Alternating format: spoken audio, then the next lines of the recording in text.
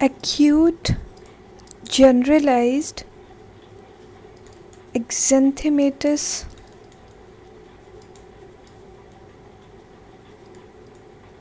pustulosis। आज हम डिस्कस करेंगे एक्यूट जनरलाइज्ड एक्जेंथेमेटिस पस्टुलोसिस के बारे में, जिसको AGEP बोलते हैं, AGEP।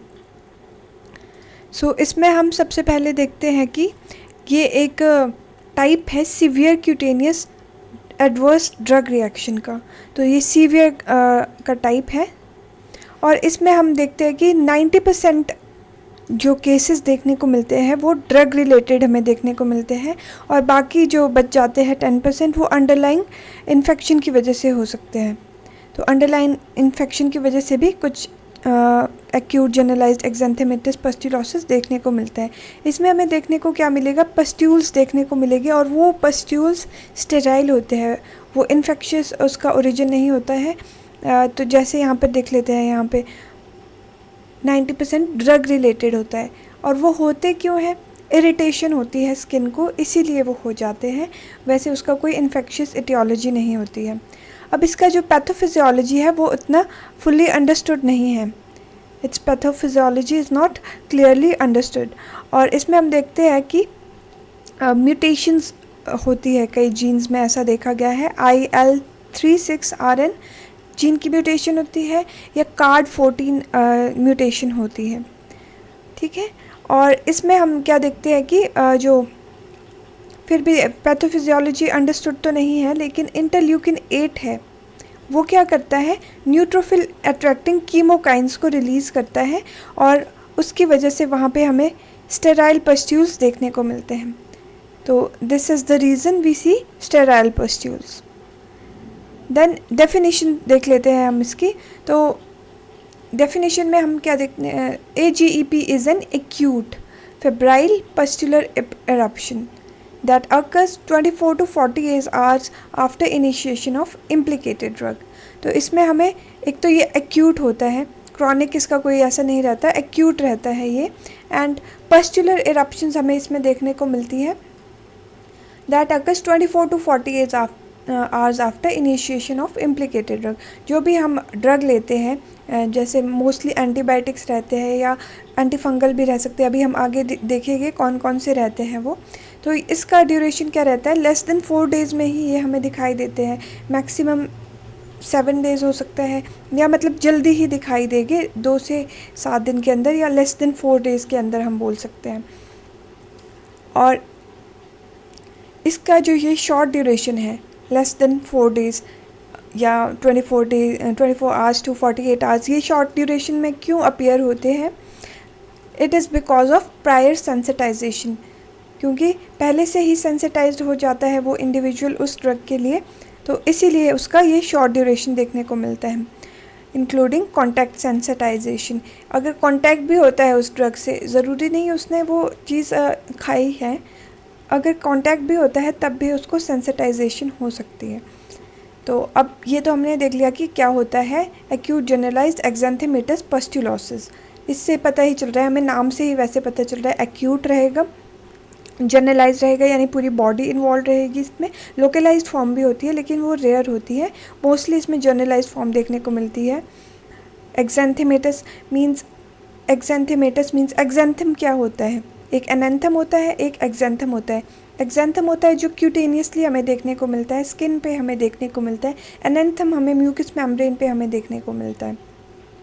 पस्टुलोसिस मींस पस्ट्यूल्स हमें इसमें देखने को मिलेंगे, और वो हमें अभी देख लिया कि स्टेराइल होते हैं, नॉन फॉलिकुलर होते हैं, मींस वहाँ पे हेयर नहीं रहता है सेंटर में, जैसे कुछ हेयर के इन्फेक्शन की वजह से भी हो जाते हैं, लेकिन इसमें हेयर नहीं रहेगा सेंटर में।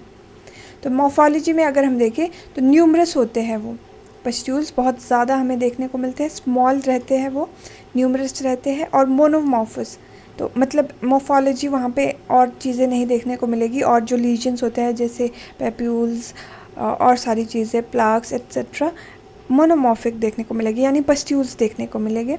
नॉन फॉलिकुलर होते हैं, अभी भी हमने पढ़ा, और स्टेराइल पस्ट्यूल्स होते हैं, ठीक है। और जो ये पस्ट्यूल्स होते हैं these arise within large areas of oedematous erythema.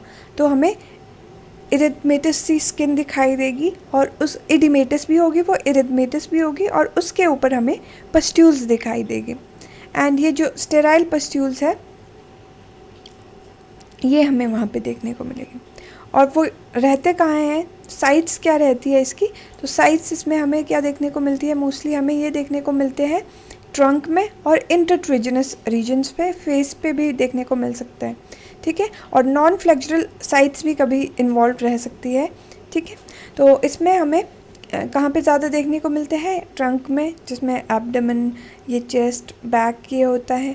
और कहाँ पे देखने को मिल सकता है, इंटरट्रिजिनस रीजन्स में देखने को मिलता है जहाँ पे फोल्ड्स रहते हैं बॉडी के, जैसे कभी ये एक्जिला में देखने को मिल सकता है, ग्लूटल रीजन में यानी, और एंग्वेनल फोल्ड्स में देखने को मिल सकता है, मेमोरी फोल्ड्स में देखने को मिल सकता है, इंफ्रा मेमोरी फोल्ड्स में, फ्लैंक्स में देखने को मिल सकता है। मोस्ट कॉमनली ये रहता है। नॉन फ्लेक्सुरल साइट्स भी कभी इन्वॉल्व हो सकती है और साथ में इसमें इचिंग और बर्निंग सेंसेशन भी एसोसिएटेड हो सकती है। और यहाँ पे जो म्यूकस मेम्ब्रेन है इसकी इन्वॉल्वमेंट मिनिमल रहेगी या नहीं रहेगी, इसकी इन्वॉल्वमेंट या तो होगी नहीं इसकी इन्वॉल्वमेंट या मिनिमल इन्वॉल्वमेंट रहेगी। तो नेक्स्ट हम देखते हैं अब इसका सिस्टमिक फीचर्स, इसमें क्या देखने को मिलेंगे। तो इसमें सिस्टमिक फीचर्स भी एसोसिएटेड देखने को मिल सकते हैं। तो सिस्टमिक फीचर्स में हमें क्या इसमें देखने को मिल सकता है, ल्यूकोसाइटोसिस देखने को मिल सकते हैं। अगर हम इसका CBC ये रूटीन इन्वेस्टिगेशन करवाते हैं तो वहाँ पे हमें ल्यूकोसाइटोसिस विद न्यूट्रोफिलिया देखने को मिल सकता है। एंड उसके साथ एसोसिएटेड फीवर हो सकता है। फीवर इसमें हाई ग्रेड देखने को मिलता है लेकिन it is less than viral fever. Viral जो फीवर होता है वो हाई ग्रेड रहता है, उससे कम देखने को मिलेगा यहाँ पे। और अगर हम लिवर एंजाइम्स की बात करें, लिवर एंजाइम्स क्या क्या होते हैं हमारे पास, SGOT एंड SGPT, ये भी हमें एलिवेटेड देखने को मिलते हैं, ठीक है। एंड साथ में हमें हिपैटोमेगाली भी देखने को मिल सकता है और रीनल इनसफिशिएंसी भी देखने को मिलती है और प्लूरल इनसफिशिएंसी और हाइपोक्सेमिया, ये अगर बहुत ही ज़्यादा सीवियर होती है इन्वॉल्वमेंट तब हमें ये सिस्टमिक फीचर्स देखने को मिलते हैं। वैसे ये अनकॉमन रहते हैं, ठीक है। सिस्टमिक फीचर्स अनकॉमन रहते हैं बट अगर हो जाते हैं तो ये फीचर्स हमें देखने को मिलते हैं। मोस्टली फीवर और ये देखने को मिलता है, ये बहुत रेयर केसेस में बाकी फीचर्स देखने को मिलते हैं। फिर हमें ये फीचर्स देखने के बाद 1 to 2 वीक्स में हमें क्या देखने को मिलेगा, जर्नलाइज डीस्क्वेमेशन देखने को मिलेगी। स्क्वेमेशन, स्क्वेमस का मीनिंग क्या होता है, स्क्वेमस का मीनिंग होता है स्केल, ठीक है। अब डीस्क्वेमेशन करेंगे मीन्स यहाँ पे स्केल्स का रिमूवल होगा। तो हमारे पास 2 वीक्स में ये डीस्क्वेमेशन हमें देखने को मिलेगी पूरी बॉडी से। डीस्क्वेमेशन मीन्स वहाँ पे हमें स्केलिंग देखने को मिलेगी, पीलिंग देखने को मिलेगी। ये हमें 2 वीक्स में देखने को मिलता है अप्रॉक्सीमेटली। और इसका जो इंसिडेंस है AGEP का वो रेयर ही है, उतना ज़्यादा देखने को नहीं मिलता। 1 to 5 केसेस देखने को मिलते हैं पर मिलियन इंडिविजुअल्स में पर ईयर, ठीक है। तो 1 से 5 केसेस ही देखने को मिलते हैं बट ऐसा नहीं है हम इसको इग्नोर करेंगे, हमें ये देखने को मिलते हैं। अब इसके हम कॉजेज़ देखते हैं। कॉजेज़ इसमें क्या क्या, बीटा लैक्टम्स हो सकते हैं इसमें कॉजेज़ में, है ना, मैक्रोलाइड्स हो सकते हैं, एंटीबायोटिक्स, ये सारे एंटीबायोटिक्स हो सकते हैं कि beta lactam antibiotic, macrolides, anti convulsants हो सकते हैं और सल्फोनामाइड्स की वजह से भी ये कॉज हो सकता है। कैल्शियम चैनल ब्लॉकर्स में जैसे डिल्टियाज़ैम एंड टर्बिनाफिन जो कि एक एंटी फंगल है, और ग्रेसियोफल्विन से भी हो सकता है। टर्बिनाफिन इसमें ज़्यादा देखने को मिलता है। और क्विनोलोन्स में हमें ओफ्लॉक्सासिन, तो एक पेशेंट आया था OPD में, उसको ओफ्लॉक्सासिन लेने के बाद ये हो गया था AGEP। उसके टिपिकल फीचर्स दिखाई दे रहे थे न्यूमरस पस्ट्यूल्स के, आगे हम देखेंगे उसकी पिक्चर भी। और ये कॉर्टिकोस्टेरॉइड से भी हो सकता है but it is less common. और क्लोरोक्विन, हाइड्रोक्सीक्लोरोक्विन, इनसे हो सकता है, लेकिन मोस्ट कॉमनली हमें एंटीबायोटिक से देखने को मिलता है। एंटी फंगल में टर्बिनाफिन से, कैल्शियम चैनल ब्लॉकर में डिल्टियाज़ैम से, एंड कॉर्टिकोस्टेरॉइड से रेयर रहता है। क्विनोलोन्स में भी ओफ्लॉक्सासिन, ये भी इससे भी देखने को मिल सकता है। देन हम देखते हैं इसका डिफरेंशियल डायग्नोसिस। डिफरेंशिएट हमें किससे करना रहता है इसको, हम इसको पस्ट्यूलर सोराइसिस से कर सकते हैं क्योंकि उसमें भी हमें न्यूमरस पस्ट्यूल्स देखने को मिलते हैं बट वो वहाँ पे स्टेराइल नहीं, स्टेराइल पस्ट्यूल्स वहाँ पे भी देखने को मिल सकते हैं, बट क्या रहता है वहाँ पे हिस्ट्री रहती है सोराइसिस की, या वहाँ पे प्लाक्स रहते हैं सोराइसिस के एरिथमेटस से। और बाकी हम टेस्ट करते हैं वहाँ पे ग्रेटेज टेस्ट, ऑस्पिट साइन, ये सारे भी वहाँ पे पॉजिटिव आते हैं। और वहाँ पे हम एक मोस्ट कॉमनली हम इसी से इसका डिफरेंशियल डायग्नोसिस कर सकते हैं। और टॉक्सिक एपिडर्मल नेक्रोलिसिस होता है एक, वो भी ड्रग इंड्यूस्ड होता है, उससे भी हम इसका कर सकते हैं अगर सीवियर केसेस होता है उसमें, लेकिन उसमें हमें म्यूकोज़ा बहुत ज़्यादा इन्वॉल्व देखने को मिलता है। और यहाँ पे हमने देखा मिनिमल इन्वॉल्वमेंट रहता है म्यूकोज़ा का। पस्टुलर वेस्कुलाइटिस से भी हम इसका डिफरेंशियल डायग्नोसिस कर सकते हैं।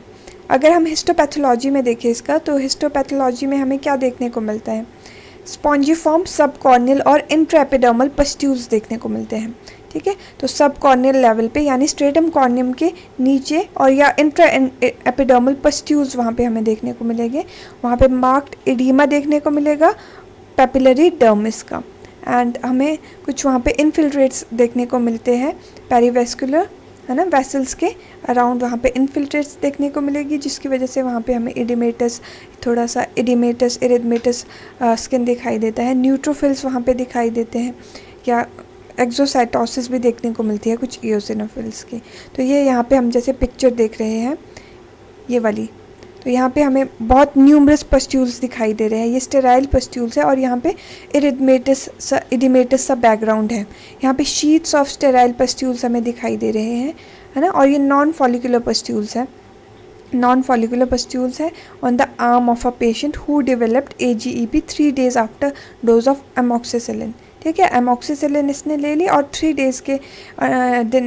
days में ही इसको ये पस्ट्यूल्स दिखाई दिए, तो ये है। एंड ये यहाँ पे हमें दिखाई दे रहा है एक्जेंथेमेटस पस्ट्यूल्स दिखाई दे रहे हैं यहाँ पे हमें, और सिमिलर अपीयरेंस है इसकी पस्ट्यूल्स की। ये यहाँ पे देखिए पस्ट्यूल्स है यहाँ पे नी फ्लेक्चर पे यहाँ पे दिखाई दे रहे हैं, और यहाँ पे इरिथमेटस और इडिमेटस बैकग्राउंड है। और एक ये यहाँ पे पिक्चर दिखाई दे रही है, यहाँ पे पोस्ट पस्ट्यूलर डिस्क्रिमेशन दिखाई दे रही है, यहाँ पे पस्ट्यूल्स अब ड्राई अप हो गए और डिस्क्रिमेट कर रहे हैं। ठीक है, और निकोल्स की साइन हमें इसमें देखने को मिल सकता है, बट ये माइनॉरिटी ऑफ पेशेंट्स में ही देखने को मिलता है। निकोल्स की साइन क्या होता है कि एक जैसे कोई भी लीजन है ना, वेसिकल बुल्ले, वैसे उसमें ज़्यादा देखने को मिलता है। अगर हम टेंजेंशियल प्रेशर अप्लाई करते हैं बोनी प्रोमिनेंस पे, उसके सराउंडिंग होता है, तो ये पील ऑफ हो जाता है वहाँ पे। ठीक है, पील ऑफ हो जाती है वहाँ पे, सुपरफिशियल जो स्किन होती है वो पील ऑफ हो जाती है, इसी को हम निकोल्स की साइन बोलते हैं। बट यहाँ पे माइनॉरिटी ऑफ पेशेंट्स में ही देखने को मिलता है।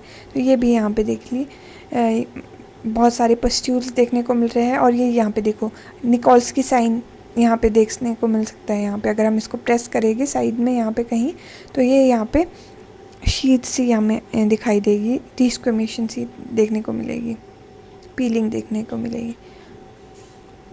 और एक ये पेशेंट है यहाँ पे इस तरह से प्रेजेंट भी कर सकता है, और इसमें डिफरेंशियल डायग्नोसिस हमें एक्ने और रोजेशिया से करना होता है। तो ये भी हमें ऐसे भी पेशेंट देखने को मिल सकता है, और इस तरह से भी हमें देखने को मिल सकता है। स्टेराइल पस्ट्यूल्स है और यहाँ पे सराउंडिंग एरिथमा दिखाई दे रहा है, ये भी हमें ऐसे भी ग्रुपिंग देखने को मिल सकती है जैसे पस्ट्यूल्स की। और ये यहाँ पे इस तरह से भी देखने को मिल सकता है, tiny non follicular pustules against background of diffused erythema. ठीक है, तो इस तरह से भी हमें ये देखने को मिल सकता है, against background of diffused erythema in large folds and then cover entire trunk and face. पहले ये फोल्ड्स में दिखाई देते हैं और फिर कवर करते हैं एंटायर ट्रंक एंड फेस को। तो कुछ डायग्नोस्टिक क्राइटेरिया भी होते हैं इसके। 1991 में एक आया था डायग्नोस्टिक क्राइटेरिया कि 100 of sterile non follicular pustules देखने को मिलेंगे फ्लैक्चरल साइट्स पे। हिस्टोपैथोलॉजिकल चेंजेस में हमें स्पॉन्जियोसिस और एपिडर्मल पस्ट्यूल्स देखने को मिलेगा, फीवर देखने को मिलेगा more than 38 degree Celsius, and blood neutrophil देखने को मिलेगा, काउंट हमें मोर देन 7। ठीक है, और एक्यूट एवोल्यूशन देखने को मिलती है, मतलब ये क्रॉनिक नहीं रहती है डिजीज़, सडनली अपीयर हो जाएगी। और AGEP सोराइसिस में ही मोस्टली हम डिस्टिंग्विश करते हैं, जो हमारे पास पस्टुलर सोराइसिस होता है। तो हिस्ट्री ऑफ सोराइसिस इसमें पॉसिबल हो सकती है AGEP, लेकिन सोराइसिस में तो रहती है। अगर डिस्ट्रीब्यूशन रहते हैं तो ये प्रीडोमिनेंस कहाँ रहती है इसकी, फोल्ड्स में रहती है, और ये मोर जनरलाइज रहता है सोराइसिस। और ड्यूरेशन कितनी रहती है पस्ट्यूल्स की, शॉर्टर रहती है, एक्यूट इसीलिए बोला जाता है, नाम में ही एक्यूट है तो शॉर्टर ड्यूरेशन रहती है। और सोराइसिस का पेशेंट लॉन्ग हिस्ट्री लेकर आएगा कि वो क्रॉनिक केस होगा उसका, एंड ड्रग रिएक्शन की हिस्ट्री रहती है उसकी यूजुअली, और ये अनकॉमन रहती है सोराइसिस वाले पेशेंट में। कोई रीसेंट ड्रग लिया है वो उसमें वेरी फ्रीक्वेंटली वो हिस्ट्री देगा कि हाँ कोई रीसेंट ड्रग लिया है, और वो बोलेगा कि नहीं कोई भी रीसेंट ऐसा ड्रग नहीं लिया है, लेस फ्रीक्वेंट ऐसा देखने को मिलेगा। आर्थराइटिस AGEP में रेयर ही देखने को मिलता है, और सोराइसिस में सोराइटिक आर्थराइटिस देखने को मिल सकता है। ठीक है, तो ये इसमें रहता है। अभी हमने हिस्टोलॉजी देख ही ली है, इसमें सब कॉर्नियल और इंट्राएपिडर्मल पस्ट्यूल्स देखने को मिल सकते हैं, पेपिलोमेटोसिस और एक एंथोसिस, और इसमें भी उतने ज़्यादा डिफ्रेंशिएटिंग फीचर्स नहीं देखने को मिलेंगे। स्पॉन्जी फॉर्म सब कॉर्नियल और इंट्राएपिडर्मल पस्ट्यूल्स, इडीमा देखने को मिलेगा पेपिलरी डर्मिस का, वेस्कुलाइटिस, एक्सोसाइटोसिस, ये सारी चीज़ें हमें देखने को मिलेगी। और कॉम्प्लिकेशंस एंड कोमॉर्बिडिटीज़ की बात करें तो हमें अवॉइड करना है सबसे पहले तो जो कल्प्रिट ड्रग है उसको अवॉइड करना है, और बाकी सारे इसके अदर कॉम्प्लिकेशंस इसको अवॉइड करना है कल्प्रिट ड्रग को हमने सबसे पहले तो। और डिजीज़ प्रोग्नोसिस या कोर्स कैसा रहता है, एक्सीलेंट प्रोग्नोसिस रहता है अगर हम ड्रग को अवॉइड करें जो भी कल्प्रिट ड्रग है, और फुल रिकवरी इसमें हम 10-15 दिन में देख सकते हैं।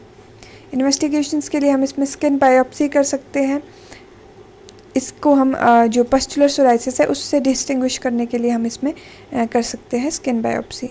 और बेस लाइन हेमेटोलॉजिकल इन्वेस्टिगेशन करते हैं जिसमें हम न्यूट्रोफिलिया और एओसिनोफिलिया देखने को मिलेगा उसमें। बायोकेमिकल इन्वेस्टिगेशंस हमें करनी होती है, उसमें रीनल और लिवर फंक्शन डिसफंक्शन को देखना होता है, हाइपोकैल्सीमिया को देखना होता है, इसको रूल आउट करना होता है।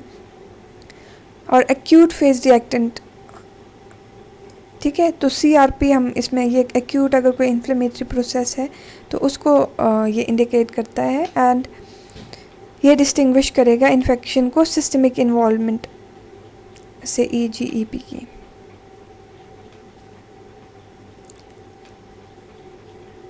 एंड मैनेजमेंट में हमें इसमें क्या मैनेजमेंट में करना है, एक तो सबसे पहले हमें अवॉइड करना है जो कल्प्रिट ड्रग है, avoid the culprit drug. And उसके अलावा हमें कॉर्टिकोस्टेरॉइड थेरेपी हम इसमें दे सकते हैं, और जो इसका रूट होता है वो हम सीवियरिटी पे इसका डिपेंड करता है। अगर बहुत ही ज़्यादा सीवियर है तो इसमें IV भी देना पड़ सकता है, बट हम मोस्टली ओरल कॉर्टिकोस्टेरॉइड से मैनेज इसको कर सकते हैं। और इमोलियंस थेरेपी इसमें हम दे सकते हैं, साथ में इमोलियन थेरेपी दे सकते हैं through out the phase of post pustular discrimination. तब भी देना है इमोलियंस जब डिस्क्रिमिनेशन हो रही है, तब तक देना है जब तक कि स्किन फुल्ली रिकवर ना हो जाए। ठीक है, एंड अगर पेशेंट फेब्राइल है तो extra care should be taken to exclude infective source. अगर फिर भी हमें सस्पिशन रहता है तो हम एम्पेरिकल एंटीबायोटिक थेरेपी कंसिडर कर सकते हैं।